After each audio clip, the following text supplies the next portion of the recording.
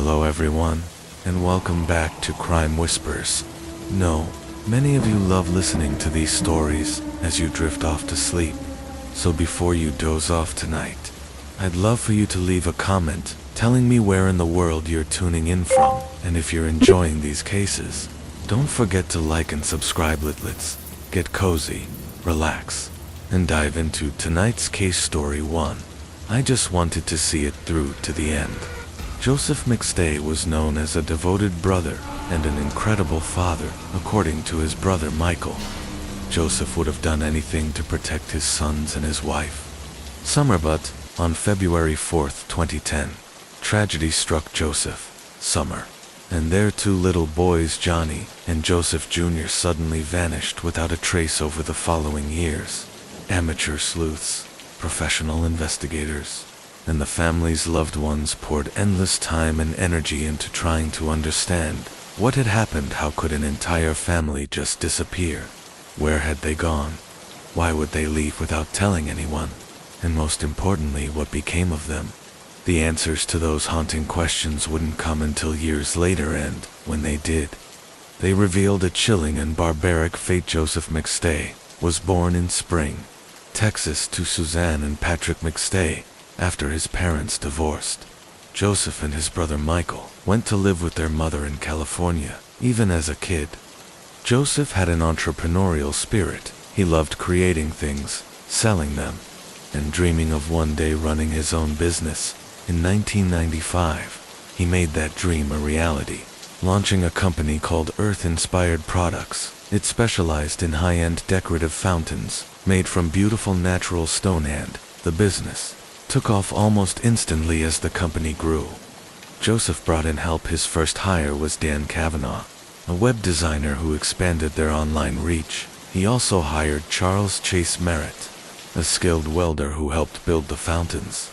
Chase quickly became one of Joseph's closest friends. Around the mid-2000s, Joseph met Summer Martellia, vibrant, driven, an ambitious real estate agent who matched his energy perfectly. The two fell in love quickly. Before long, they were expecting their first child, a baby boy they named Johnny. They married shortly after his birth in 2007. 2 years later, they welcomed their second son, Joseph Jr., with their growing family.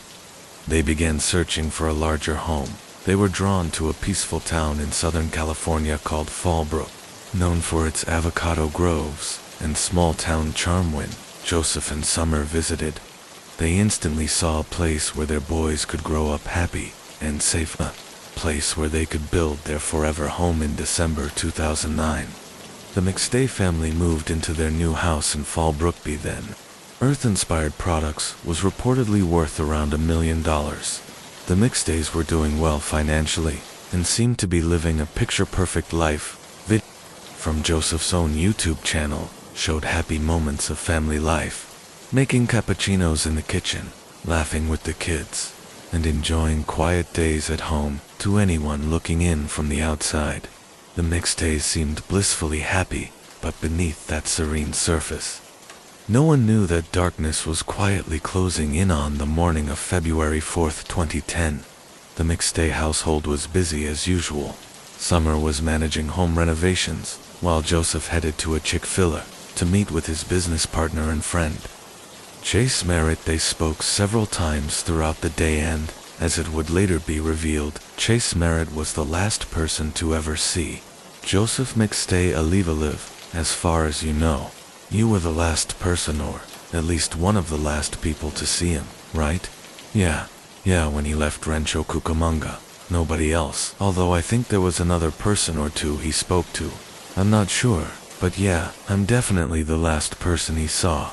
At around 8:30 p.m., Joseph placed a call to Chase, but Chase didn't answer. He would later say he was watching a movie and figured he could call Joseph back the next day. He had no way of knowing this would be the very last known contact from Joseph or any member of the McStay family. The following day, Joseph's father felt something was off. Joseph called him every single day without fail, so skipping a call was out of character still.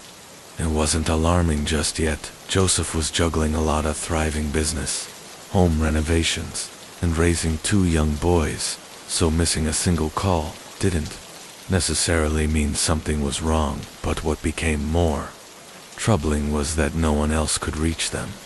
Neither Joseph nor Summer was returning calls or messages at first. Their loved ones weren't panicked. Joseph and Summer were known to take spontaneous road trips. They'd often load the kids into the car and disappear for a few days, only to return relaxed, sun-kissed, and smiling. But by February 9th, their silence started to worry someone. Chase Merritt, he reached out to Joseph's brother Michael, saying he was concerned about how long the family had been off the radar. On February 10th, their mother Suzanne asked Chase to go check on them. When he arrived at their Fallbrook home, everything appeared normal except for one thing.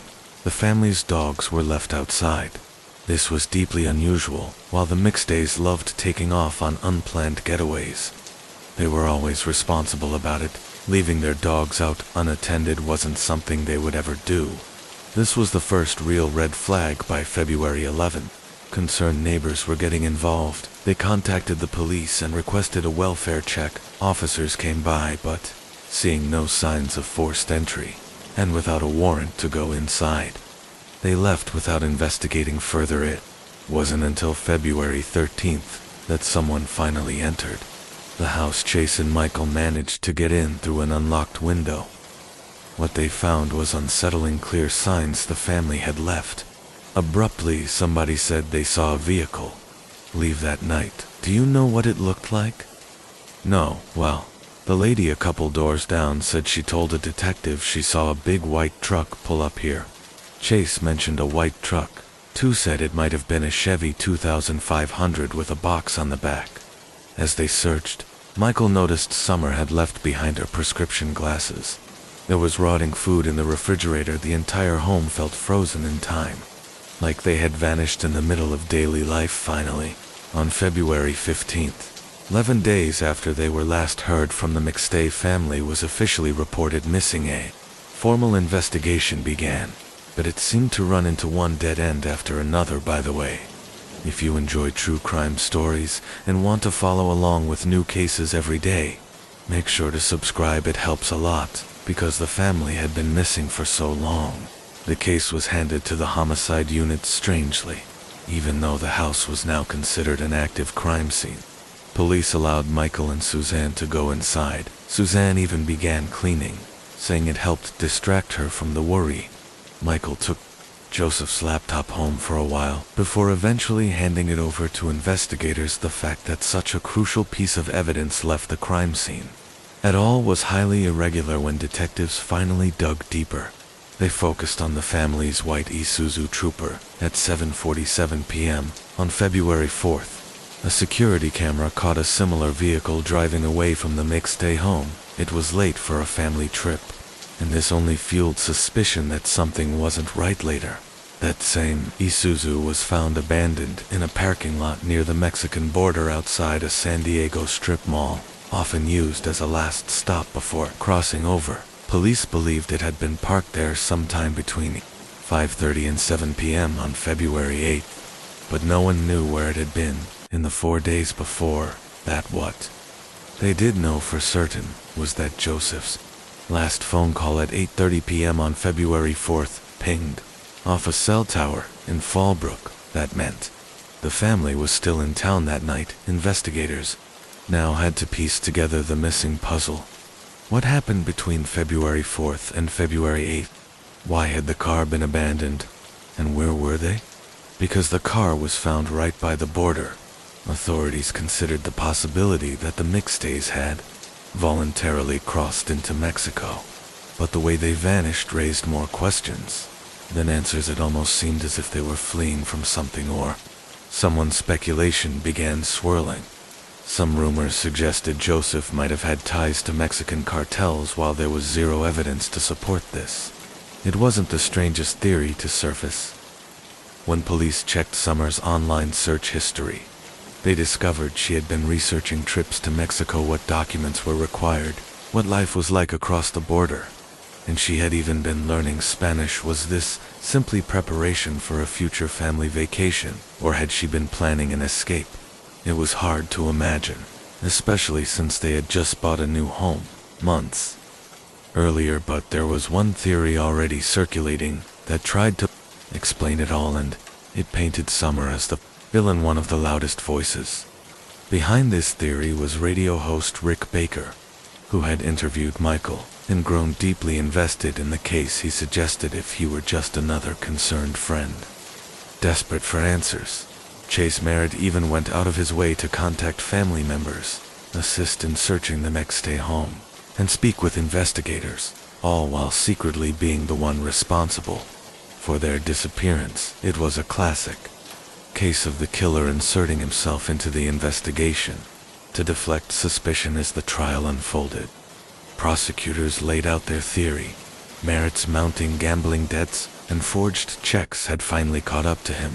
When Joseph likely confronted him about the missing money, Merritt panicked. On the night of February 4th, he murdered Joseph, Summer, and their 2 young children in their own home. 2 days later, he transported their bodies to a remote stretch of the Mojave Desert and buried them in shallow graves, confident that no one would ever find them. For years, the case remained a mystery, with investigators chasing theories about voluntary disappearances and trips to Mexico. But in reality, the McStays had never crossed any border.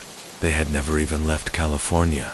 They had been killed by someone they trusted, someone who pretended to be helping while quietly covering his tracks. Ultimately, the evidence, the tire tracks, DNA, forged checks, cell phone records, and the sledgehammer found near the graves all converged to reveal the truth. After a lengthy legal battle, Chase Merritt was found guilty on 4 counts of first-degree murder, finally bringing justice to the McStay family after years of uncertainty and grief. Innocent as possible.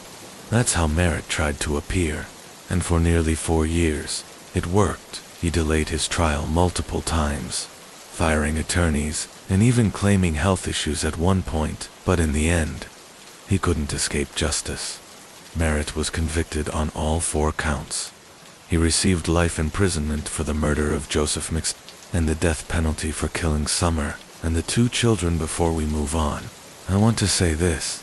I am deeply sorry for the unimaginable loss the McStay family has endured during sentencing. Merritt addressed the court, saying, "The thing bringing you this sorrow is ending my life for a crime I did not commit." Merritt has continued to maintain his innocence to this day. He claimed he loved the McStays and would never harm them, but the evidence told a very different story, a story of a man spiraling out of control, who killed an entire family to cover up his financial crimes. Today, Merritt sits on death row at San Quentin prison, waiting for his sentence to be carried out. Story: 2 dismembered limbs, a head boiling in a pot, a home drenched in blood. That's what officers discovered during a welfare check at the Guy family's residence, and it marked the beginning of one of the most disturbing parental murders in history. Now, most parents dream of giving their children the best, teaching them, guiding them, protecting them even as they grow into adults. The Guy family was no different. Their bond was strong and full of love, but tragically, that deep love became the very reason behind their horrifying deaths. Before we dive in, a warning. This story is not for the faint of heart. The details are graphic and disturbing, and they may be hard to hear to understand what happened. We need to look at the victims, the parents themselves. If you're picturing strict, harsh, or abusive people, think again. They were the opposite. Let's start with the father, Joel Guy Sr. Those close to him called him Michael, so we'll refer to him by that name. Michael was born on February 10, 1955, and worked as a pipeline engineer. He earned a solid income, enough to provide a comfortable life for his family. Friends described Michael as warm, kind, and caring. He made people feel seen and valued, always ready to help or offer advice without being asked. He took pride in his work and his family, and he made sure the people around him felt that pride. To those close to him, Michael wasn't just a dad or a husband. He was a steady presence who wanted everyone around him to thrive. Michael had 3 daughters from his first marriage, while the reasons for that divorce weren't clear. One thing was, his daughters always stayed close to him, they held no resentment, and their bond never broke. Even when he remarried, his second wife, Lisa, was just as kind-hearted as Michael. She embraced his daughters like they were her own. There was no tension, no resentment, only love. One of the daughters even testified in court that Lisa became a mother figure to her. She remembered all the small details. Lisa's favorite shirt, her favorite cups, even her posture and mannerisms. She said, "Lisa has been in my life for as long as I can remember. Every summer, my sister Angela and I would spend a month with Dad and Lisa. Coming from a single-parent home, we weren't used to what we saw there. The stocked cabinets, the home-cooked meals, the warmth." Lisa greeted Dad like something out of a perfect family movie. "I admired her so much that my first engagement ring was just like hers. I wanted to be the kind of mom she was." Her words make it clear. Lisa wasn't abusive or neglectful. She was deeply loving and nurturing, both to her stepdaughters and to anyone she met. She worked in human resources at an engineering firm, where she was known for her reliability and generosity. She would drop everything to comfort someone in need. Michael and Lisa seemed like the perfect couple, soulmates with giving hearts and a peaceful life, but everything changed when they had their only biological child together, Joel Guy Jr. That moment marked a shift no one could have foreseen. Unlike his warm and compassionate parents, Joel Jr. was the complete opposite, cold, distant, and detached from almost everyone. Even his half-sisters, who grew up alongside him, admitted they didn't really know him whenever they visited. Joel would lock himself in his room. He rarely spoke, and when he did, he was rude and dismissive, treating his family as if they were beneath him. Over time, most of them simply stopped trying to connect. Joel Jr. carried an inflated ego, convinced he was the smartest person in any room. This belief was reinforced by his academic success in high school. He was accepted into the elite Louisiana School for Math, Science, and the Arts, a magnet school with very selective admissions.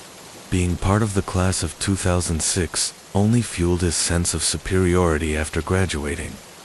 He attended George Washington University for one semester before transferring to Louisiana State University, where Joel had pursued studies with the dream of becoming a plastic surgeon. But despite years in school, he never earned a degree, never entered the medical field, and, in fact, never held any job at all. Well into his late 20s, Joel was still fully dependent on his mother, Lisa, for financial support. She worked full-time in human resources at Oak Ridge Engineering, and her paychecks went straight to him. Michael and Lisa had always believed they were doing the right thing by supporting Joel. They covered his tuition, living expenses, and every other cost that came his way, hoping their sacrifices would help him succeed. But rather than feeling grateful, Joel began to see their support as something he was owed, almost like his birthright. He believed they were simply fulfilling their duty as parents by funding his life. While he told them he was hard at work on his studies, the reality was very different. Living alone in Baton Rouge, Joel spent his time however he pleased, seemingly indifferent to the toll it was taking on his parents. He never considered the financial strain he was placing on them. But in 2016, everything began to shift. Michael, Joel's father, lost his job, and that forced the couple to reassess their future after going through their finances. Michael realized that if they stopped financially supporting Joel and sold their home, he and Lisa could finally retire. Excited about this next chapter, they shared their plans in the family group chat. They told their daughters about their decision and also revealed that they planned to stop funding Joel. However, they were deeply anxious about how he would react at 28. Joel had never supported himself and had no work experience. They worried what he might do once the financial safety net was gone. Despite these fears, that year's Thanksgiving seemed surprisingly peaceful. The holiday was always a big celebration at Michael and Lisa's home, filled with family, food, and laughter. Normally, Joel would isolate himself during gatherings, barely speaking to anyone, but this time, he shocked everyone he played with, his stepsister's children, brought them upstairs to show them toys from his own childhood, and even posed for family photos. He laughed and joked, behavior so unusual that his sisters whispered among themselves, wondering if he had truly changed. What made this shift even more puzzling was that, just weeks earlier, Lisa had told Joel that she had given her 2-week notice at work. She and Michael planned to retire, sell the house, and officially stop financially supporting him. They had originally intended to break the news at Christmas, but Lisa thought telling him early would give him time to adjust instead of the angry outburst they expected. Joel had seemed perfectly fine, happier and more social than ever before. The family took it as a hopeful sign that maybe he was finally ready to stand on his own. One of his sisters even told Michael that she thought Joel was trying to rebuild their relationship, but Michael remained firm that they would not go back on their decision to cut off Joel's financial support, no matter how pleasant he seemed. What no one knew was that Joel's newfound warmth was just a facade, a mask to hide the horrifying plan forming in his mind. When Lisa told him they were cutting him off, Joel didn't see it as encouragement toward independence. He saw it as betrayal, and so he began plotting to kill them at Thanksgiving.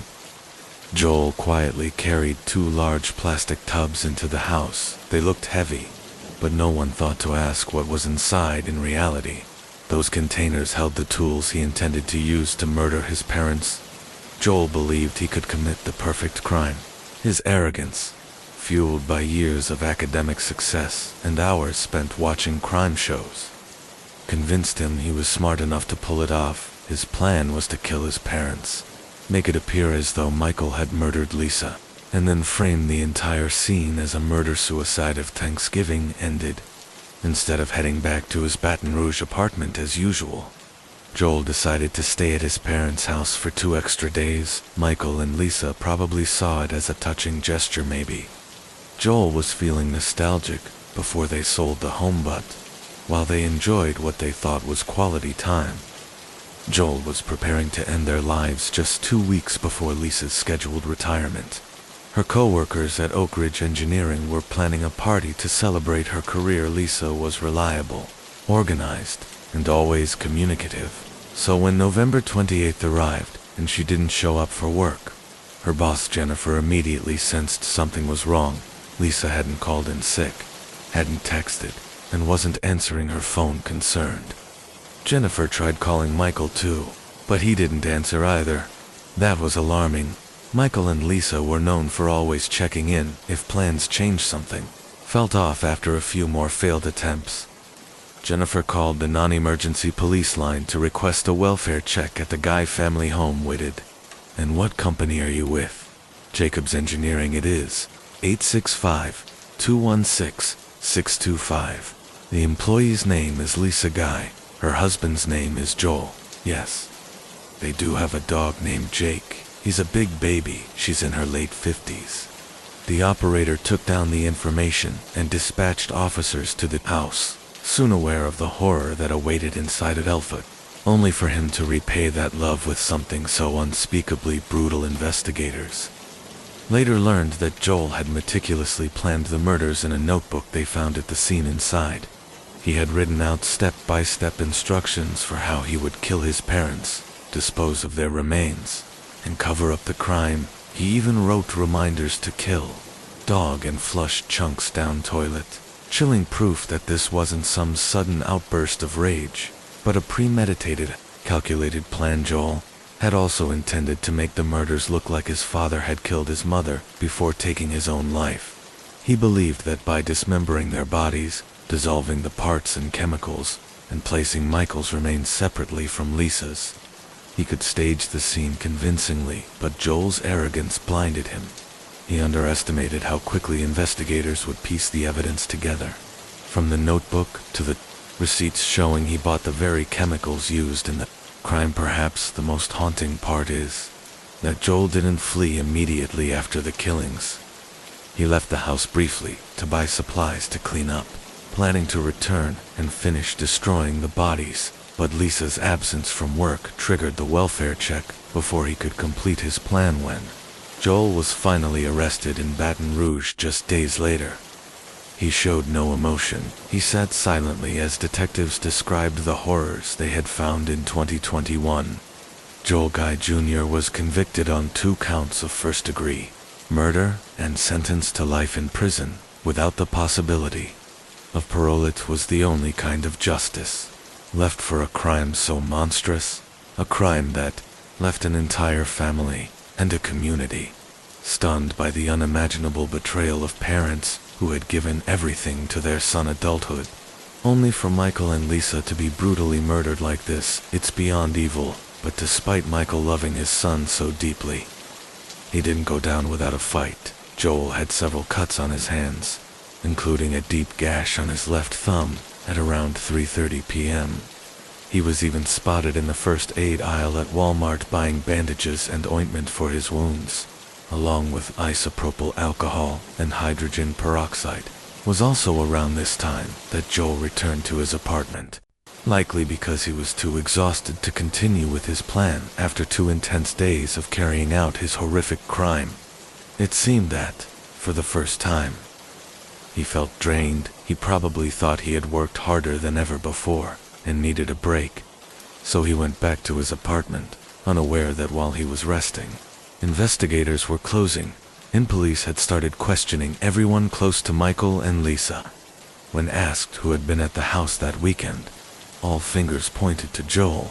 His sisters revealed he was about to be cut off financially, and that his behavior over Thanksgiving had been, strangely, out of character. The soiled clothes found at the scene matched their description of what Joel had been wearing, and when investigators uncovered a backpack containing a notebook filled with Joel's meticulous plan, any remaining doubt vanished. Joel was behind the murders. The only thing left was to finalize the paperwork for his arrest the very next day. As he was heading back to the house, police arrested him in his trunk. They found a KitchenAid meat grinder, a chilling sign that he wasn't finished with the gruesome process. But what truly revealed his intentions were the words in his notebook. Joel had written out every detail: how he would kill and dismember his parents, how he would destroy their remains, and how he would erase all forensic evidence. He planned to grind their bodies, destroy DNA with bleach, and lie, and even set a fire to cover his tracks. He had also scheduled a delayed text from his mother's phone to fake an alibi and remove suspicion. His notes read like a step-by-step checklist: get carving knives to make small pieces, get sledgehammer, crush bones, bring blender and food grinder, grind meat, keep going, get bleach, denature proteins, get plastic bin for denaturation process, get rid of bodies inside house, there my DNA already there. Joel's motive was just as chilling in the same notebook. He listed his parents' life insurance policies, assets, and shared properties, calculating exactly what he stood to inherit. He saw their deaths as his ticket to financial freedom. In the weeks leading up to the murders, he quietly bought supplies, knives, acid, plastic bins, paying in cash to avoid leaving a trail. He hid the notebook in his backpack alongside his school books, believing he was being clever. But his arrogance was his downfall. Joel thought his detailed planning guaranteed success, yet he completely overlooked basic human realities. He underestimated how quickly his parents' disappearance would raise alarms, and how his sudden break from the cleanup would give investigators the time they needed. Spoiled and detached from reality, Joel believed he could simply erase his crimes and walk away even with overwhelming evidence against him. Joel still pleaded not guilty, dragging his family through a painful 4-day trial. He knew he couldn't win, but winning wasn't the point. Refusing to admit what he had done allowed him to maintain control, forcing his family to sit through every horrific detail. It was like his final act of revenge. Even Joel's defense lawyers struggled to defend him, painting him as a kind, happy, outgoing man who couldn't possibly commit murder. But the jury wasn't convinced. On October 2nd, 2020, Joel Guy Jr. was found guilty of 2 counts of premeditated first-degree murder, 3 counts of felony murder, and 2 counts of abuse of a corpse. He was sentenced to life in prison, without the possibility of parole. His attempt to appeal was denied in April 2023.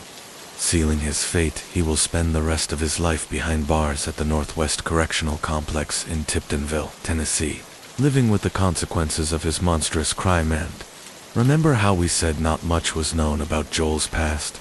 During the trial, an unexpected detail surfaced. Joel actually had one friend.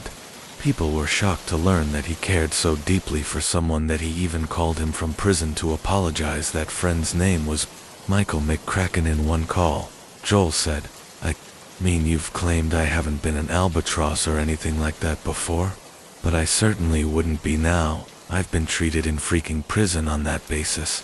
I think you should probably just sort of consider me dead and move on with your life. So I'm not going to try to initiate any more contact with you." Very little is known about the nature of their relationship, but it seemed Joel respected him. They first met in high school dorms, after Joel briefly attended George Washington University. He transferred to Louisiana State University, where Michael was studying. They lived in the same apartment building, and when Michael's roommate moved out, Joel moved back in with him.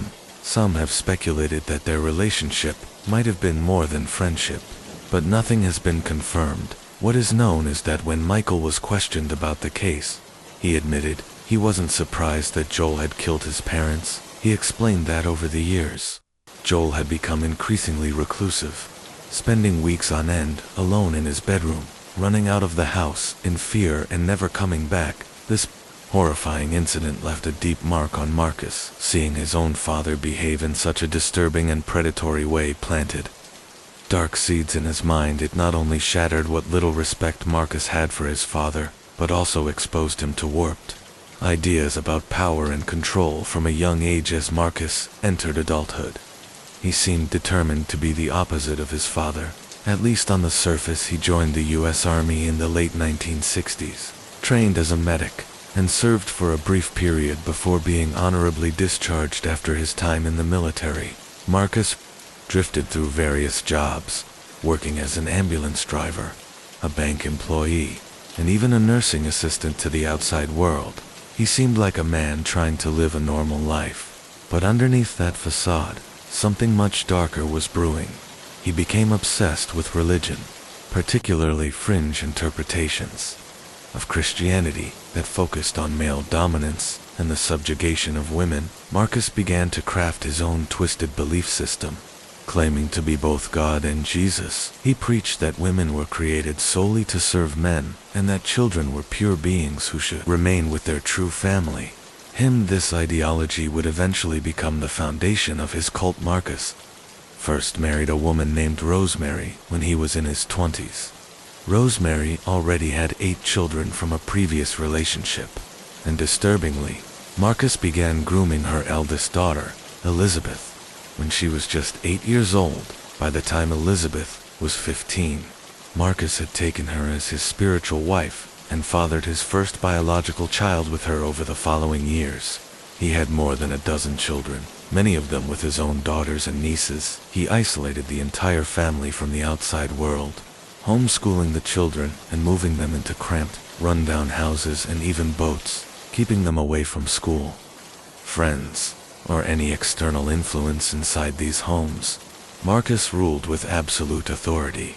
He taught the children that he was God and that they must never disobey him or leave the family. He also convinced them that the outside world was full of demons and that if anyone tried to take them away, it would trigger the end times. The children were forced to read the Bible daily. But Marcus also wrote his own scripture, hundreds of handwritten pages filled with bizarre rules, rants, and doctrines about loyalty, death, and eternal life. This horrific abuse continued for decades, hidden behind closed doors, and by the time law enforcement finally intervened in 2004, the psychological grip Marcus had on his family was nearly unbreakable. Many of the surviving children had been brainwashed from birth to believe he was divine, which explains why, even after witnessing such unimaginable tragedy, some of them still defended him. But no amount of indoctrination could excuse what he ultimately did on that day in March 2004. Marcus' predatory behavior became evident almost immediately from the moment he moved in. He set his sights on Elizabeth, Rose's youngest daughter, over time. It became clear that his intentions were deeply sinister, using his influence over the household and the authority he had imposed on the children. Marcus began to groom Elizabeth, manipulating her and normalizing his abusive behavior. He reinforced his control through strict religious teachings, long hours of Bible study, and rigid dietary rules, all designed to isolate the children and ensure obedience. Any act of defiance or disobedience was met with brutal punishment. Belts, extension cords, and other implements became tools of fear. Jesse, one of the older children, bore the brunt of Marcus' wrath when he resisted Marcus' authority. Suffering repeated beatings and public humiliation, many of the boys even stopped showering at school to hide their bruises, illustrating the level of terror Marcus instilled in the household. Rose, overwhelmed and vulnerable, had little choice but to accept Marcus's presence. He offered support, guidance, and financial stability, helping her navigate welfare and providing a semblance of order to her struggling household. Meanwhile, Marcus took advantage of this trust, using the children to commit petty thefts and establish control over the home. Elizabeth, however, became the central target of Marcus's abuse, while the other children endured physical punishment and emotional manipulation. Elizabeth was groomed in ways that were far more insidious, shaping the foundation for the twisted family dynamic that would continue for decades. Marcus's obsession with controlling Elizabeth intensified as time went on, targeting her in ways that went far beyond typical parental authority. From the moment he moved in with Rose's family, he singled her out, lavishing her with attention and creating a deeply manipulative bond. One night, Marcus staged a fake wedding ceremony. Having one of Elizabeth's brothers officiate, he placed a Bible before her, covered her hand with his own, and told her that in God's eyes, they were married. Over time, he convinced her that their union was real, promising a future legal marriage when she was older. Marcus' control extended into every aspect of Elizabeth's life. Simple childhood activities like playing outside or attending sleepovers became sources of manipulation. If she acted independently, he would become cold and punitive, insisting she wasn't living up to her duties as his wife. Elizabeth, desperate for approval, would plead with him, crying, "I am your wife, please say I'm your wife," and Marcus would relent, reinforcing the toxic cycle of power and control. By 1971, Marcus' abuse escalated further. The family lived in a modest home, with children sharing rooms and bunk beds. Marcus would sneak into Elizabeth's room at night, while at times she would end up in his bed. What started as subtle manipulations quickly grew into sustained abuse over several years. By 1973, when Elizabeth was 14 and Marcus 27, he formally proposed to her. Though she consented, her age meant she could not legally or emotionally agree, and the act was a continuation of his coercion. Soon, Elizabeth became pregnant. Rose, overwhelmed and unable to protect her daughter, gave permission for the marriage, despite Elizabeth being underage. A counselor approved the union, and by the 5th month of her pregnancy, the marriage was legally recognized. Elizabeth, only 14, now faced motherhood while still in high school, while Marcus, 27, isolated her from support systems. Their first child, Dorian, was born in 1974, marking the beginning of a long line of children. Once isolated, Marcus' psychological and emotional abuse intensified. Elizabeth was responsible for the newborn, household chores, and her education. Marcus routinely interrogated her, accusing her of infidelity and ignoring her for days. When he felt she had acted against him, on one occasion, he forcibly expelled her from the house over false accusations, denying her the ability to pack belongings or take her child. Every moment of Elizabeth's life was controlled, shaped by fear, coercion, and a relentless power dynamic that would define the family for decades. As the years passed, Marcus' control over Elizabeth and their growing family only tightened. Isolated from outside influences, Elizabeth had little opportunity to assert any independence. Marcus dictated every part of her life: what she wore, what she ate, how she spent her time, and even how she raised their children. Discipline was brutal. Minor mistakes were punished harshly with belts, cords, or other instruments, instilling fear in the household. Any resistance was met with intimidation or emotional manipulation, ensuring that compliance became the only safe option. Meanwhile, the children grew up in an environment dominated by Marcus' twisted authority. They were subjected to strict religious teachings that reinforced his worldview, particularly his belief that the family needed to remain entirely under his control. Obedience was not optional, and deviation was met with punishment. The children's lives were regimented, and their exposure to the outside world was minimal, leaving them dependent on Marcus's version of reality. Elizabeth herself was trapped in a continuous cycle of abuse and manipulation. Marcus exploited her emotional vulnerability and her need for his approval, enforcing a sense of duty and submission that kept her compliant. Over time, she gave birth to 11 children, each one deepening her entanglement in Marcus' control. Despite the immense pressure, she had no real support network and little ability to escape the toxic environment. The family dynamic created by Marcus set the stage for the horrifying events that would later unfold. The combination of extreme isolation, emotional manipulation, and physical abuse culminated in a household where fear was constant and the children were conditioned to obey Marcus unquestioningly. When authorities finally intervened on March 12, 2004, they encountered a scene that reflected decades of systematic abuse. 9 of the children, most under 12, had been killed, with 2 older daughters also among the victims. Marcus's justification for his actions, rooted in his delusional belief that the family needed to remain together under his control, made the crime all the more chilling. He considered himself a guardian of his twisted version of family unity and believed that anyone who challenged his authority threatened this carefully constructed world. His calculated manipulation, predatory behavior, and total domination over Elizabeth and the children ultimately led to a massacre that shocked the nation and earned him the moniker the Vampire King of Fresno. The Wesson case serves as a harrowing reminder of how long-term abuse, manipulation, and unchecked control can escalate into unimaginable tragedy. It highlights the devastating consequences of isolation, coercion, and the abuse of power within a family unit, leaving a legacy of trauma and horror that reverberates long after the crimes themselves. Marcus Wesson's control over his family was absolute. This wasn't just a man with delusions of grandeur. He was a manipulative, narcissistic psychopath who twisted his family to satisfy his own egotistical fantasies. Living in their new home in Fresno, life was far from ideal. The house required extensive repairs.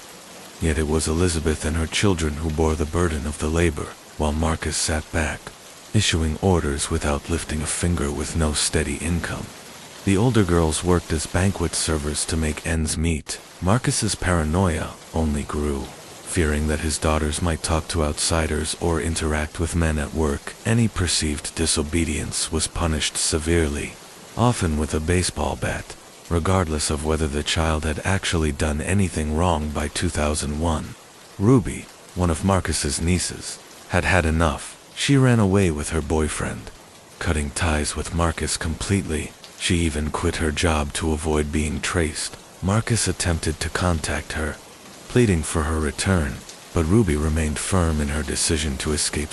Another niece and Marcus's wife found a confidant in a coworker and eventually began a romantic relationship with him.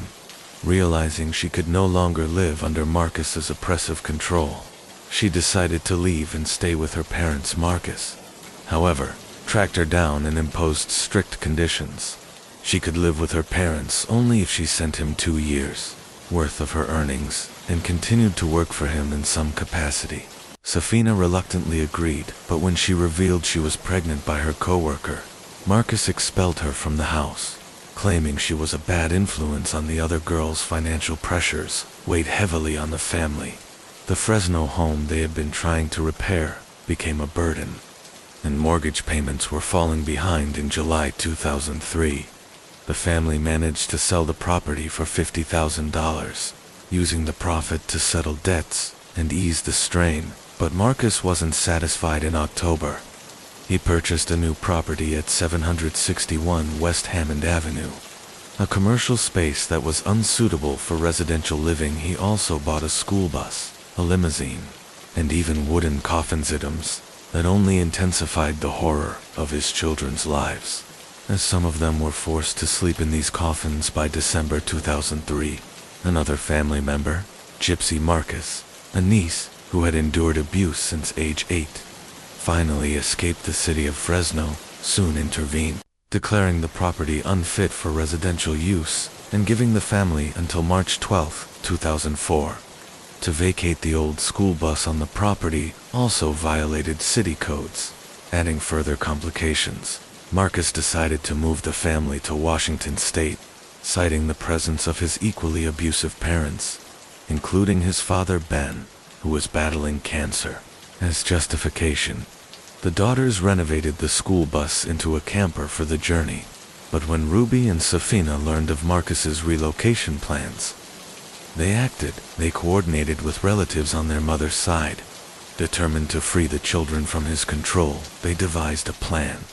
If Marcus refused to release the kids, the men would confront him, while the women would enter the house to take the children. The date they chose for their intervention wasn't arbitrary. It coincided with the family's March 12th deadline to vacate the property. This plan set the stage for the events that would ultimately expose Marcus Wesson's twisted and violent control over his family. The confrontation unfolded in the afternoon when the relatives arrived, demanding the return of the children. As expected, Marcus refused, but the women stood firm, making it clear they wouldn't leave without the kids. They even cited a legal detail. Marcus was not listed as the father on the children's birth certificates, which meant, under the law, he was committing kidnapping if he didn't comply. They threatened to involve the authority as Safina tried to enter the house to retrieve Jonathan, but Marcus's own daughters blocked her path. Sabrina, Marcus's daughter, erupted with anger, calling Safina an adulterer and insisting she bowed to Marcus, whom she referred to as their master. Sabrina even led the other children into a back room, keeping them away from Safina outside. The relatives grew impatient, urging Marcus to release the children, but he remained unmoved. Finally, one relative called 911 despite the urgency. It took an agonizing 22 minutes for police to arrive, and only after repeated calls did emergency services respond seriously. When the officers reached the property, the tension was unbearable. They informed Marcus that he had no legal right to take the children without custody. As they tried to reason with him, Marcus quietly slipped back inside and locked the door. Moments later, gunshots erupted from the house. When officers rushed inside, Marcus emerged covered in blood inside the home. The scene was horrifying. 9 children: Sabrina, 25, Lead, 17, Elabelle, 8, Aviv and Jonathan, both 7, Ethan, Sedona and Marshy, both 18 months, and Jeb, 1 were found dead, each shot in the eye. The massacre left the police stunned. Marcus was immediately taken into custody, his bloodied clothes evidence of the horrific event. Even after his arrest, some surviving family members defended Marcus, insisting he had been a loving father. Over time, however, and with years of counseling, they began to see the depth of abuse they had endured and the manipulative control he wielded over them. On March 3, 2005, Marcus Dylan Wesson, the so-called vampire king of Fresno, stood trial for the murder of his 9 children. He pleaded not guilty. His defense claimed that Sabrina had pulled the trigger on her siblings before turning the gun on herself, but this argument failed to convince the jury. After months of deliberation, Marcus was found guilty of 9 counts of murder, as well as 14 counts of coercive sexual abuse and continuous abuse of his underage daughters. while it could not be definitively proven that he fired the fatal shots. The jury concluded that Marcus's manipulative control had driven the children to their deaths. In July 2005, Marcus was sentenced to death, ending a tragic chapter of abuse and violence, now 78 years old. He remains on death row at San Quentin State Prison in California. Elizabeth, the mother, and the surviving children spent years healing from the physical, emotional, and psychological scars left by Marcus's monstrous actions. Marcus's upbringing raises difficult questions. Could his parents' abusive behavior have contributed to the man he became? While he wasn't born evil, the trauma and control he endured as a child likely shaped his twisted mindset. Story 4. On May 26, 1986, two men quietly approached the McLenzie family farm, hoping to steal cherries during the harvest season. The farm appeared peaceful, with lights flickering in the house inside. However, a horrifying tragedy was unfolding. James Dunham, a member of the family, had already begun a brutal killing spree with an axe, murdering two family members. The two would-be thieves were unaware of the horror inside as they continued their plans after midnight. The head of the McLenzie family returned home with his son in farmhand. As soon as the father entered, he was struck in the head with an axe. Minutes later, his son walked in and was shot 5 times with a revolver. James then killed the farmhand in the barn before vanishing into the night, leaving only his own child alive. This case remains one of the most horrifying and chilling true crimes in history, with a massive reward offered for any information. $43,000 reward was offered for information leading to James Dunham, dead or alive. Yet the mystery surrounding his actions left everyone stunned. What could have driven him to commit such a horrifying act? How did he vanish without a trace? In this story, we'll break down every chilling detail, examining the clues to understand the terrifying crime James Dunham carried out, and try to grasp the mind of someone capable of such brutality. Before diving into the events of that fateful night, let's step back and understand the context, the who, where, and when of this tragedy. The town of Campbell, nestled in Northern California's heartland, was at the center of the region's fruit-growing industry along the railroad tracks. Banks, packing facilities, and canneries thrived, shipping produce nationwide. Farmers had formed the Campbell Fruit Growers Union, underscoring the town's agricultural significance. At the heart of it all was Colonel Richard P. Mick, a respected figure who had fought for the South during the Civil War.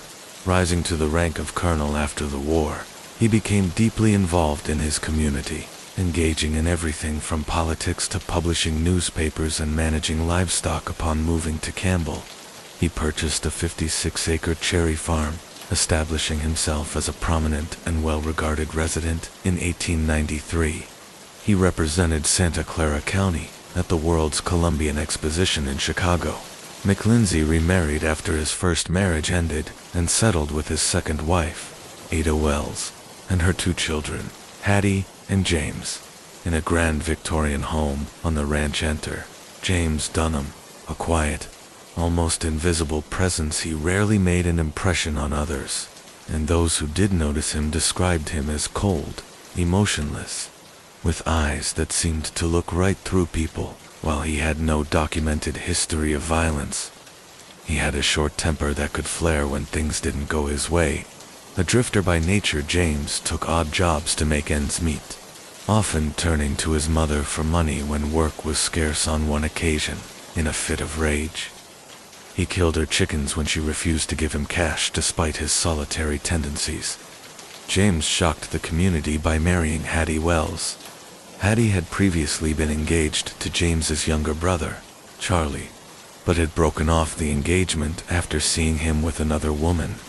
Rumors suggested that James's marriage to Hattie was motivated less by love and more by the couple dreamed of traveling the world and rarely stayed in one place for long, but James struggled to provide. Facing failed businesses and mounting debts, his financial failures strained the marriage further. While living in Sacramento, Hattie noticed that her jewelry and favorite watch had gone missing. only to discover that James had sold them at a pawn shop. Trust between them eroded, and with no money left, the McLindsey family offered them refuge at their cherry farm, but this only worsened tensions. James's behavior caused friction within the family. He often argued with Colonel McLindsey, and once even threatened to sue him over a minor injury sustained on the farm. Hattie's mother, Ada, known for her kindness, couldn't connect with him. James verbally abused Hattie in front of the family, belittling her without restraint. Hattie's brother, Jimmy, frequently clashed with him, with arguments nearly turning physical on several occasions. By late 1895, James and Hattie received surprising news. Hattie was pregnant for a brief period. This brought a sense of calm to the household. James, 30 years old at the time, seemed determined to improve, even enrolling in pre-law classes at Santa Clara University on May 4, 1896. Hattie gave birth to their son, Percy Osborne, and the household celebrated the joyous occasion, but the happiness was short-lived. Just 3 weeks later, cracks began to appear, again according to official reports. The events of May 26, 1896, began around 8:30 p.m. Colonel McLindsey and Jimmy Wells left the house in a carriage, giving the signal to Georgia Chable, the driver, to head off. At home remained Hattie, baby Percy, their housemaid and nanny, Minnie Shells, and Hattie's mother, Ada. James Dunham, who had claimed to be attending classes in San Jose, was nowhere to be seen in a small cabin about 100 yards from the main house. Bob Briscoe, the farm manager, was wrapping up a grueling day of cherry harvest work, ready to rest before the next day's labor. Unbeknownst to everyone, James had secretly returned to the farm at dusk. Like a predator, he concealed himself in the shadows, waiting for the right moment. After 9 p.m., he crept from his hiding spot to the barn, grabbing a single-bladed axe. Then, moving silently, he slipped into the house through the back door, pausing outside Ada McLindsey's room on the first floor. He likely ensured she was asleep before slowly climbing the stairs, every step deliberate and methodically. Hattie and their 3-week-old baby were in the bedroom. Though Hattie wasn't asleep, she was at her dressing table, brushing her hair. When she noticed James entering the room, her eyes likely caught the glint of the axe in his hand. But there was no time to react before she could even scream. James dropped the axe and lunged at her, wrapping his hands tightly around her throat and silencing any cries before they could escape. His grip was merciless, and the autopsy later revealed that he had crushed her cervical vertebrae once her body went limp. He let her drop to the floor, emotionless, and reached for the axe again. The noise didn't go unnoticed. Minnie, the nanny, heard the commotion from her room and instinctively got up to investigate. Entering the bedroom, she came face to face with James and the axe. Without hesitation, he swung, striking her head with such force that her skull split open, killing her instantly in a disturbing act. James then tore strips of bed linen and stuffed them into the mouths of his victims, as if to ensure their silence. Minnie's likely scream awoke Ada McLindsey downstairs, putting on a robe. She cautiously stepped out of her room and called upstairs to check if everything was all right.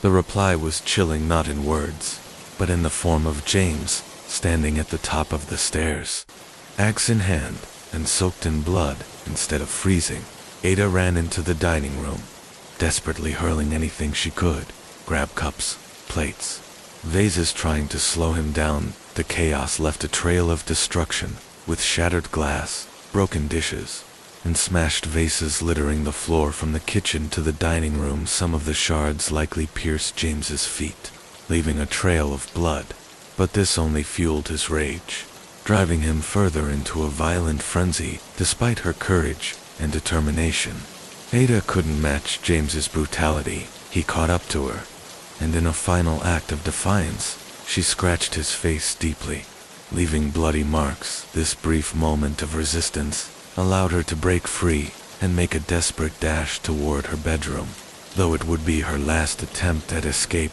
Autopsy reports later indicated that Ada endured the most savage assault.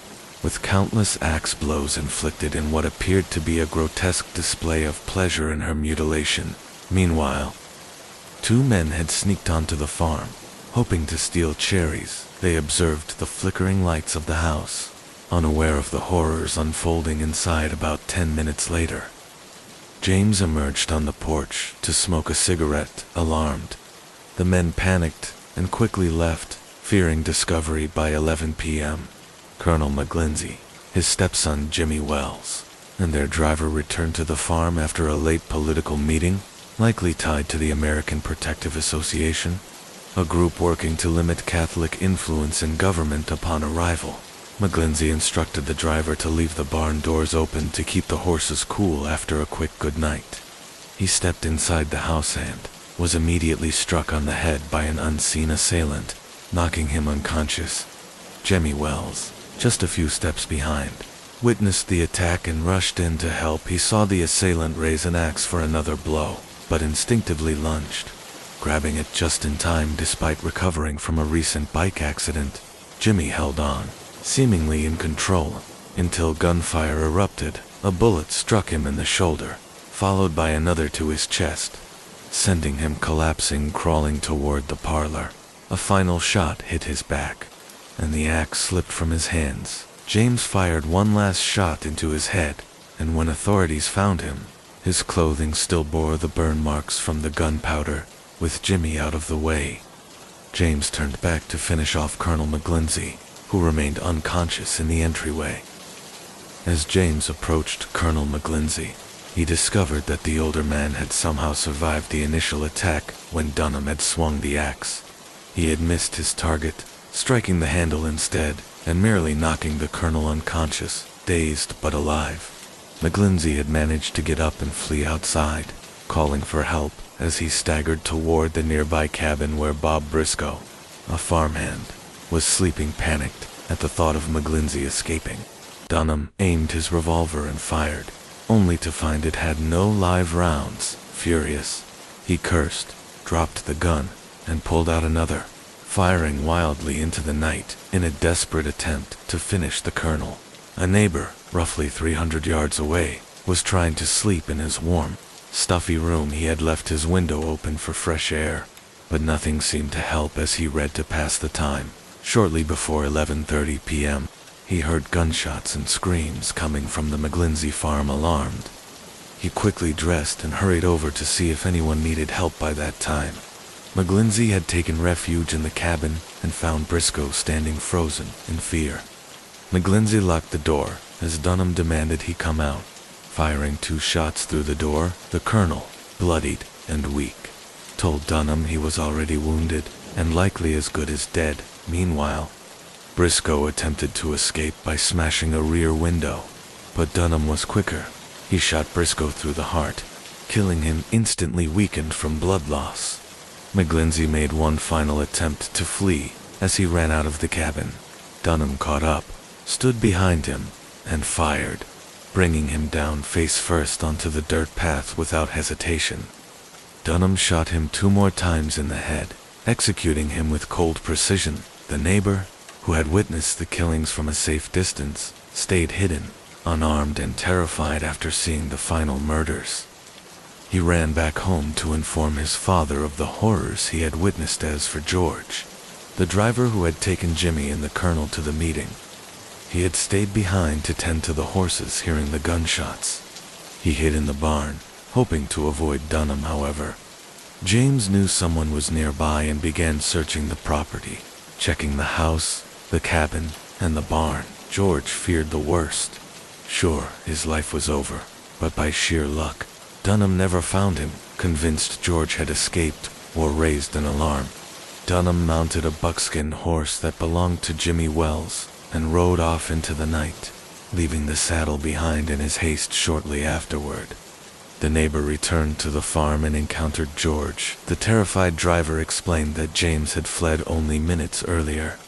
The 2 men, too afraid to investigate the house fully on their own, decided to team up to assess the damage. They first checked outside, confirming that Colonel McGlinchey's body was going to turn into the house. They entered through a side door into the rear parlor, and were immediately struck by a pungent, burning smell. They discovered Jimmy Wells on the floor, his face and upper body badly burned. The flammable celluloid collar of his shirt had caught fire from the gunshot that killed him.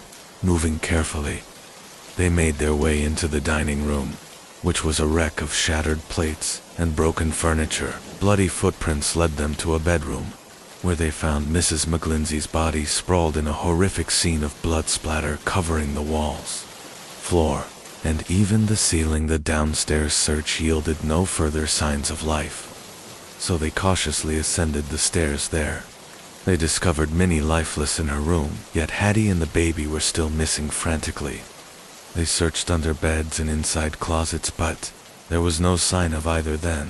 Faint sounds from somewhere in the house made it clear the search was far from over.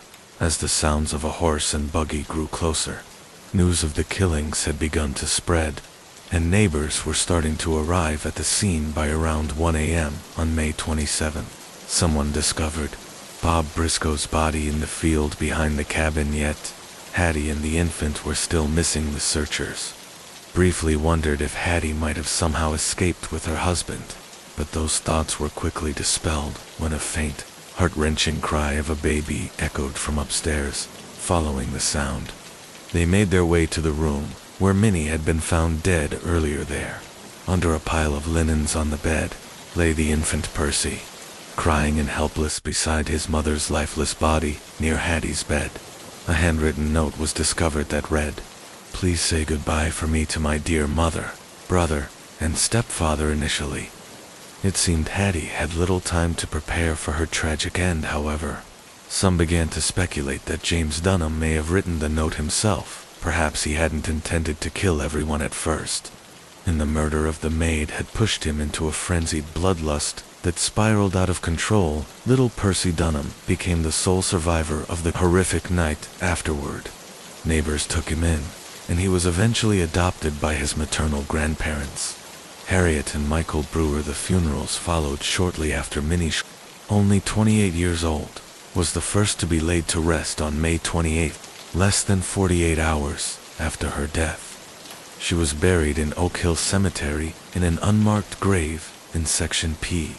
What was intended as a small, private gathering quickly grew as word spread, and many community members came to pay their respects. The remainder of the McGlindsey Wells family was buried together the next day, May 29th, in Oak Hill Cemetery, in a plot adjacent to Oscar Wells and Bob Briscoe. Each of the 5 headstones, except Oscar's, bore part of the verse from Romans, "Vengeance is mine, I will repay," saith the Lord. Meanwhile, James Dunham remained on the run. On Thursday, May 28th, locals Oscar Parker and Everett Snell were in the foothills of Mount Hamilton near Smith's Creek Hotel when they encountered a stranger riding a horse unsaddled and unbridled. Same stolen from the McGlindsey ranch. The man had torn clothes, scratches on his face, and gunny sacks wrapped around his feet. Already aware of the Orchard City massacre, Parker and Snell quickly realized they were facing James Dunham, though the man attempted to pull his hat down to conceal his face. It failed, and Snell, having worked with James previously, immediately recognized him. The coldness in his eyes, combined with the scratches, likely from Hattie's struggle, confirmed his identity. Despite their shock, Parker and Snell remained calm, concealing their knowledge. The stranger nervously explained that he hadn't eaten in days and had broken into Snell's cabin for food. Parker, seeing his worn state, offered him shelter for the night, but James declined, claiming he had to reach a nearby valley before dark. Cleverly, Parker advised him to stay on the main trail, warning of bandits, hoping it would make tracking him easier later. After parting ways, Parker and Snell went to Smith's Creek Hotel to alert the sheriff. The lawmen quickly mobilized, bringing bloodhounds to aid the search. However, a thick fog that night hindered their efforts. The next morning, once the fog lifted, search parties found the stolen horse, remnants of Dunham's clothing, and traces of recent campfires. Suddenly, a gunshot rang out during the search, its origin unknown. Some believed it was a hunter, while others suspected Dunham might have attempted suicide, since his body was never recovered.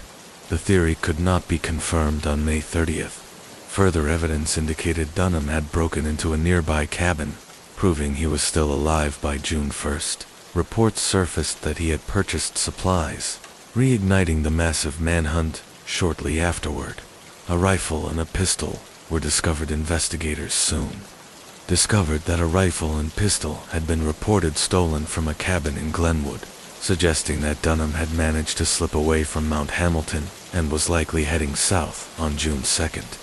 The sheriff's posse boarded a train bound for Hollister, acting on reports that Dunham might be traveling under the cover of darkness toward the Canzaba Valley. Authorities suspected he was seeking refuge among Mexican communities that were unaware of his horrific crimes. By June 4th, a man at Hayes Station provided an eerily precise description of Dunham's clothing, shoes, and hat without being prompted, strengthening the theory that he was hiding in Tulare County.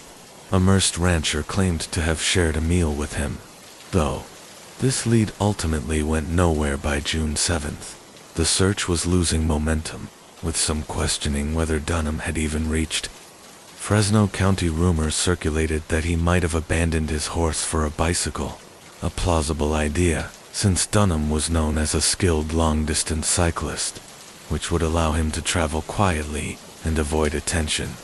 One report even placed a man matching his description arriving in Bakersfield on a bicycle as early as May 29, evidence suggested.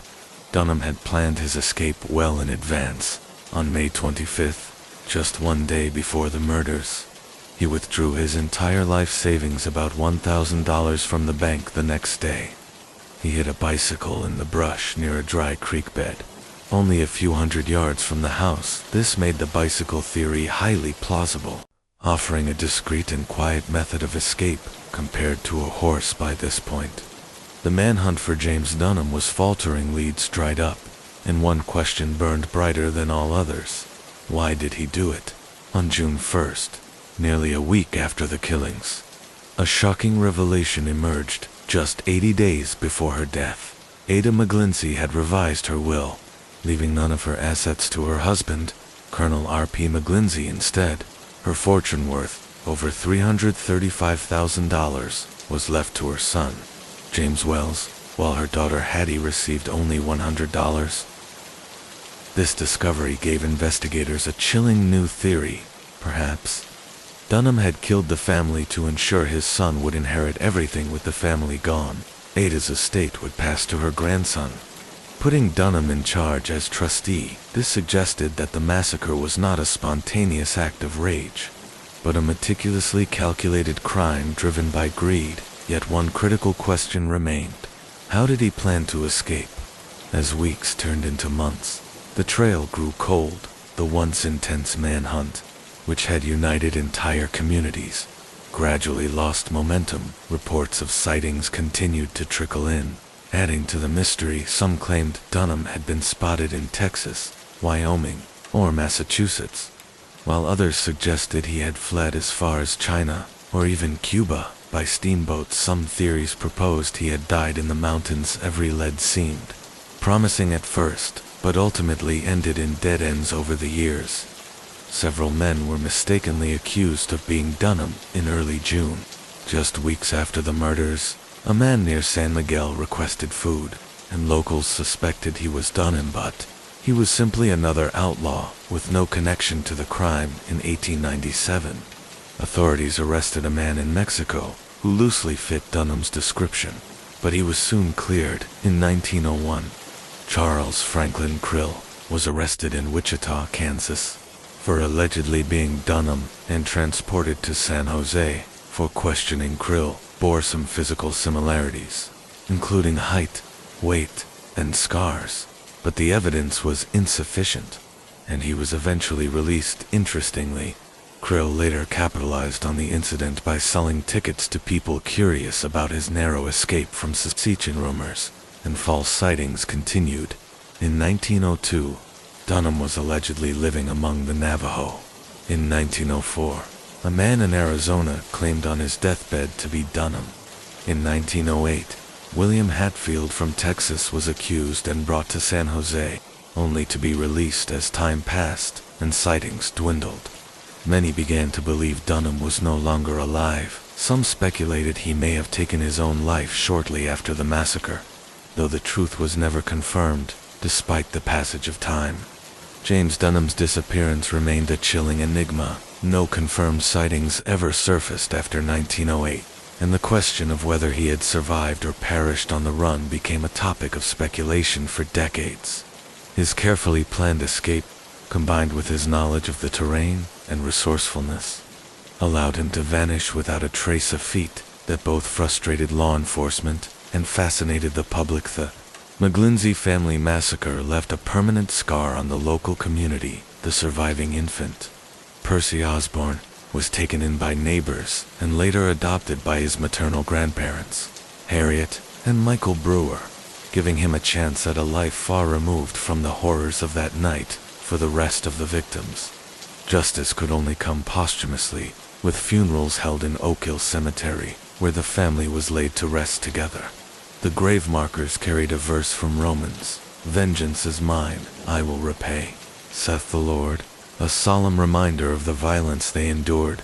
Historians and true crime enthusiasts have long debated Dunham's motives, while greed ensuring control over Ada McGlinchey's estate is often cited as the primary factor.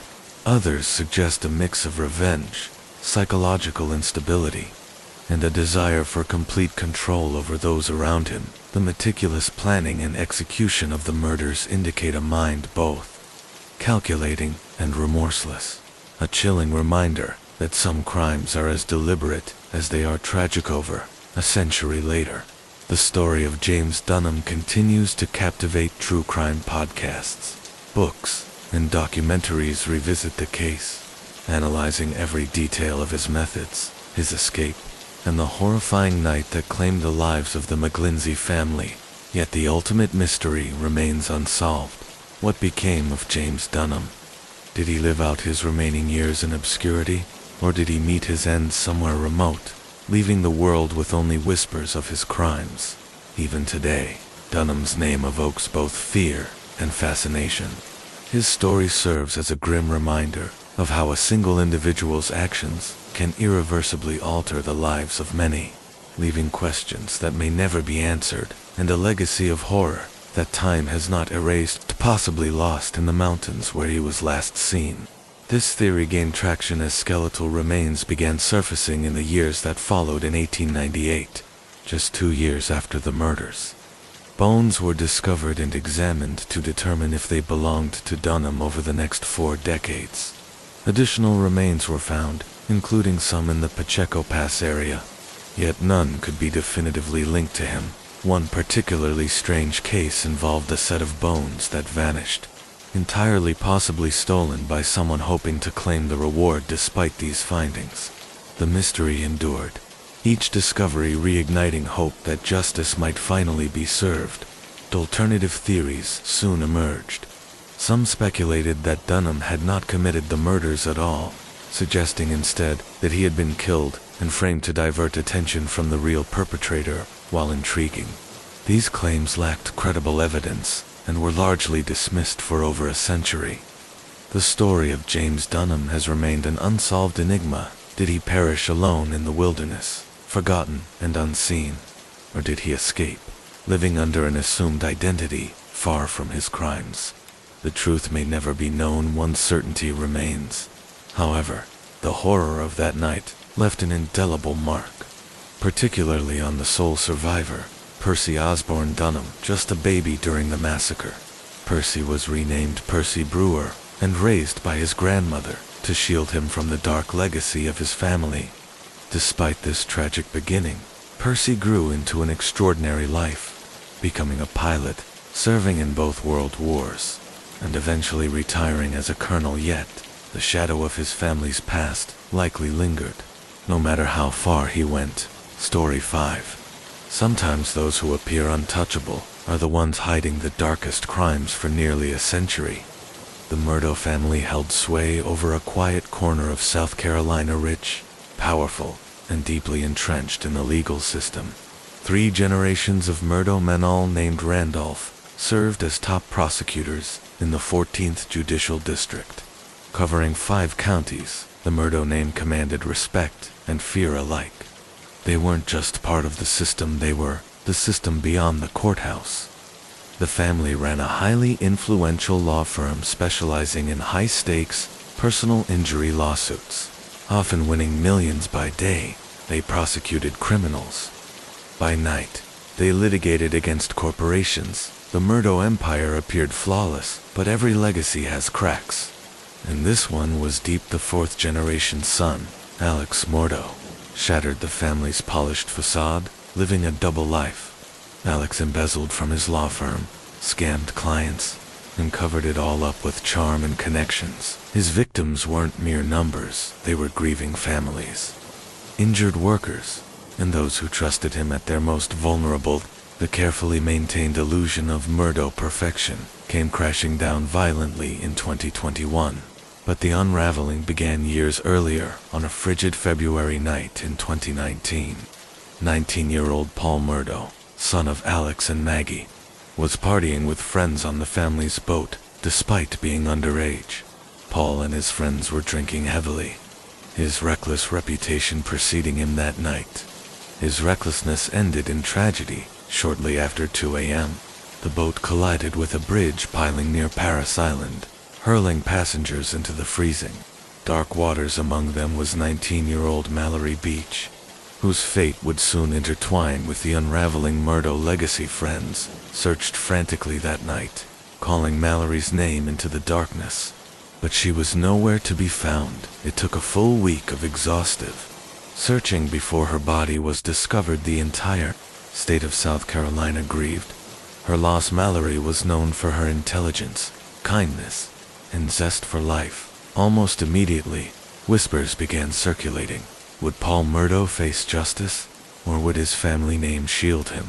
Body cam footage from the night of the boat crash revealed just how chaotic everything had been. The teens were terrified, injured, and emotional, but one thing was clear.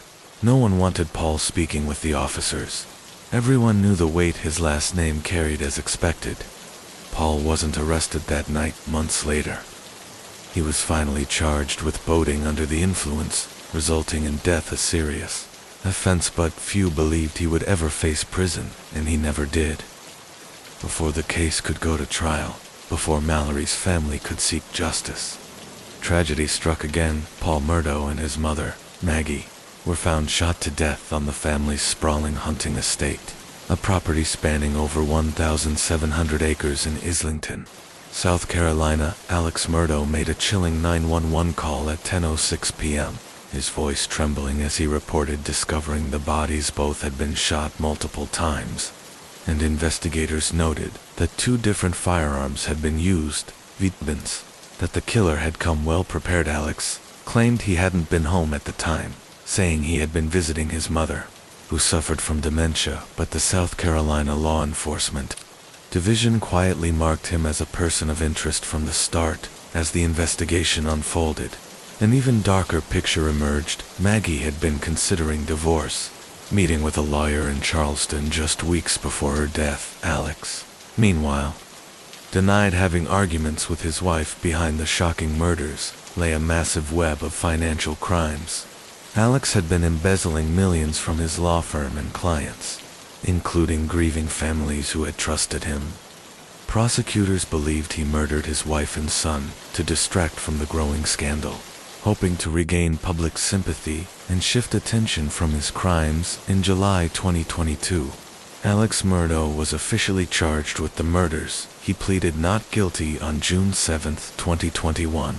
Prosecutors asked whether he had taken a gun and shot Paul on the property off Moselle Road. He denied it, but after a nationally followed trial in March 2023, the jury found him guilty on all counts. The following day, he was sentenced to 2 consecutive life terms without parole. While the convictions were a measure of justice for the victims, they marked only the beginning of Alex Murdo's downfall. By May 2025, he faced a staggering 102 criminal charges across 19 indictments, ranging from financial fraud to narcotics distribution, disbarred, stripped of his assets, and imprisoned for life. Murdo's crimes continued to reverberate, leaving a trail of betrayal and devastation in their wake. But this was just the start of revealing how dark life could be under the shadow of Alex Murdaugh years earlier.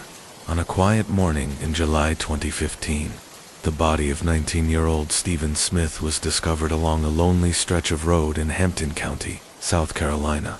Just 15 miles. Stephen Smith's life was full of promise. A 19-year-old nursing student from the Murdaugh family's Mosilla estate. He was openly gay, ambitious, and known for his bright, warm spirit, but the morning of July 8th would end his life and spark years of rumors, unanswered questions, and suspicions that still haunt the Low Country. His cause of death: blunt force trauma to the head. Strangely, investigators initially ruled it a hit-and-run, though Stephen's shoes were still loosely on his feet, details that didn't fit a typical accident from the start. Something about the case felt off, adding to the intrigue. Stephen had been a high school classmate of Buster Murdaugh, Alex Murdaugh's eldest son. Multiple community members whispered Buster's name in connection with Stephen, suggesting the two may have had a secret relationship in a small southern town steeped in tradition. Stephen's openness about his sexuality made him vulnerably admired by some, targeted by others. Despite these whispers, the case went cold, leaving justice frustratingly out of reach. Over time, speculation grew that someone close to the Murdaugh family might have influenced the investigation. Local reports described the case as rife with insider interference, raising questions about how leads were handled or ignored. Then, in June 2021, a breakthrough came while investigating the murders of Maggie and Paul Murdaugh. The South Carolina Law Enforcement Division uncovered new evidence connected to Stephen's death, reopening the case 6 years later. On March 22, 2023, SLED officially declared what many in Hampton County had long suspected: Stephen Smith had not died in a hit-and-run. He had been murdered. Yet, as of May 2025, no one had been charged. Buster Murdaugh, repeatedly linked to the case, issued a rare public statement, firmly denying any involvement. He maintained that at the time of Stephen's death, he had been at the family beach house in Edisto Beach with his mother and brother. Regarding claims that he and Stephen were romantically involved, or that Stephen was assaulted by a group of young men, Buster called them absolutely baseless and denied them unequivocally. So, what truly happened that night on the dark country road? Was it a hate crime, a tragic secret, or something more sinister woven into the Murdaugh family's powerful web? The answers remain elusive, but one thing is certain: Stephen Smith's story refuses to fade, and the demand for justice continues to grow. Crimes surrounding the Murdaugh family didn't stop there. In February 2018, longtime family housekeeper Gloria Satterfield reportedly tripped over the family dog and fell down the stairs. She lingered in the hospital for weeks before dying of a stroke, but her death raised immediate questions: no autopsy, no coroner, and a death certificate citing natural causes. Her sons were awarded $43 million from the insurance payout. But Murdaugh, alongside his banker and lawyer, allegedly seized every penny. The Satterfield family later recovered $65 million, but the damage to trust and justice was done. By 2023, Alex Murdaugh had been sentenced to 27 years for this and other financial crimes, with co-conspirator Corey Fleming receiving nearly 14 years. While the banker avoided indictment but not public scrutiny, the scandal extended beyond financial misdeeds. Mallory Beach's family filed a wrongful death lawsuit implicating Alex and Buster Murdaugh in supplying alcohol to Paul. Allegations emerged that Alex coached surviving teens to remain silent, funneling them toward a family-friendly lawyer to control the narrative. The pressure began to unravel the Murdaugh empire days before Maggie and Paul were killed. Alex was supposed to hand over financial records to a forensic accountant hired by Maggie days later. Both were dead. Coincidence or something more sinister? By September 2021, Alex Murdaugh's carefully curated world of wealth, power, and prestige began to collapse on September 3rd. He abruptly resigned from the family law firm, Peters, Murdaugh, Parker, Ellsroth, and Dietrich PMP, following allegations of embezzling millions according to the New York Times. The scale of financial discrepancies was staggering, marking the rapid disintegration of what one journalist called Alex Murdaugh's house of cards. The public watched, riveted, as the scandal spiraled into territory darker than anyone had imagined. The saga continued to spiral into darker territory on a rural South Carolina road. Alex Murdaugh reported being shot in the head while changing a tire, according to his story. A mysterious truck had slowed beside him. Someone fired a shot and then sped off. Alex survived. His injury, a superficial graze, and he was released from the hospital shortly after. Soon after, he issued a public statement announcing he was entering rehab in Orlando, Florida, to treat a long-standing opioid addiction. On the surface, it looked like a man at rock bottom, but behind the scenes, investigators were uncovering a far more calculated and bizarre scheme. Just 10 days later, on September 14th, the South Carolina Law Enforcement Division revealed a shocking truth. The shooter was not a random stranger. It was Curtis Edward Smith, a distant cousin, former client, and alleged drug dealer of Alex. But the story took an almost unbelievable twist. The shooting had been staged, according to SLED. Alex had orchestrated the entire incident, hiring Smith to kill him. His goal: to make his death appear as a homicide, allowing his surviving son, Buster, to collect a $10 million life insurance payout. Alex believed that suicide would void the policy, so he attempted to engineer a fake murder, seeking to die, but not by his own hand, and to leave something behind for his son. Curtis Smith was arrested and charged with assisted suicide, aggravated assault, and insurance fraud. Alex admitted to orchestrating the plot, citing severe depression and a debilitating oxycodone addiction as driving factors. Smith, however, denied ever intending to kill Alex, claiming he only fired a warning shot to intervene, insisting the scheme had nothing to do with insurance fraud. By November 4th, a Hampton County grand jury indicted Alex on 3 counts connected to the botched, assisted suicide, but the damage to his reputation and the Murdaugh family name was already done. The bizarre roadside incident revealed just how far Alex was willing to go to escape his crumbling empire. The fallout didn't end there. In June 2022, a state grand jury indicted Murdaugh for narcotics distribution over an 8-year period. He and Curtis Smith allegedly laundered $24 million from stolen funds to buy and distribute drugs across multiple counties. A prominent lawyer spiraling deeper into criminality as his addiction worsened. The darkness surrounding Alex Murdaugh grew even further. In August 2022, former South Carolina sex worker Lindsay Edwards came forward with harrowing allegations. In an interview with Fitz News, a local investigative outlet, Lindsay claimed she first encountered Alex at a private party attended by powerful men and rife with drugs. What began as a service quickly turned violent, according to her account. Murdaugh choked and raped her, despite her desperate attempts to resist, scratching his arms in self-defense.